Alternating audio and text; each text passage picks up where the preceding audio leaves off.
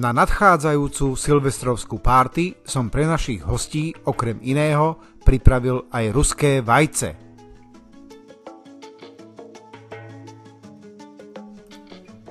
V miske som zmiešal trochu majonézy a nálevu z nakladaných uhoriek.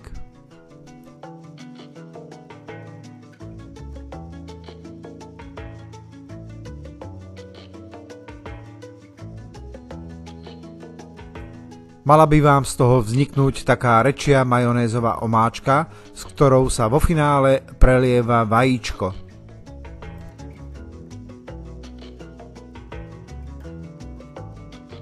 Majonézovú omáčku som trochu osolil a okorenil a rozmiešal som v nej trochu trstinového cukru.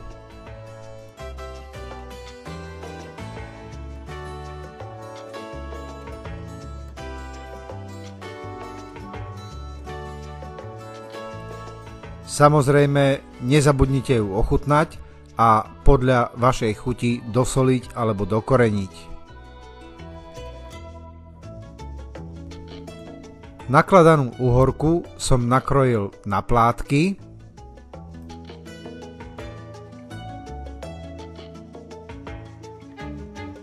Plátky salámu som nakrojil a vytvoril som z nich lieviky.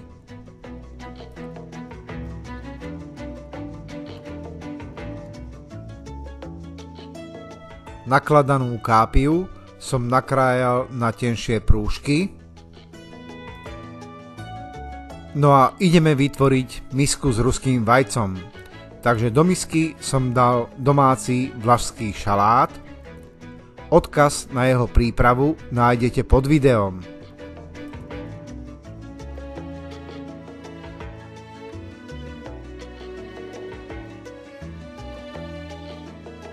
Do misky som pridal plátky domácej šunky. Odkaz na jej prípravu taktiež nájdete pod videom.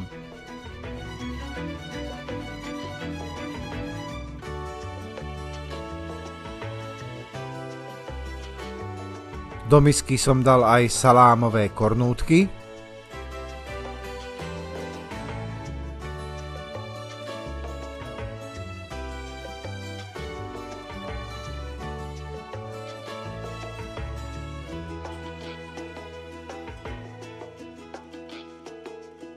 Nakrojenú uhorku a sterilizovaný hrášok.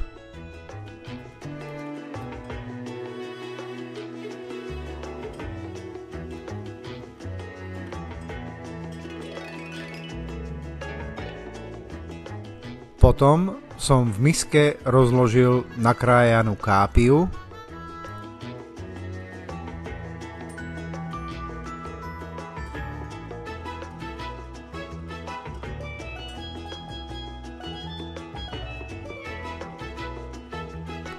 Natvrdo uvarené vajíčko som rozdelil na polovicu a dal som ho do misky.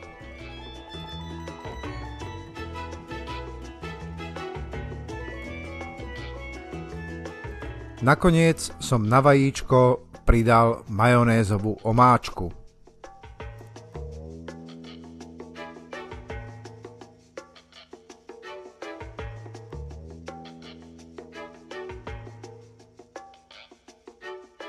Ak sa rozhodnete vyskúšať urobiť ruské vajce podľa tohto receptu, dajte mi prosím vedieť, ako sa vám podarilo.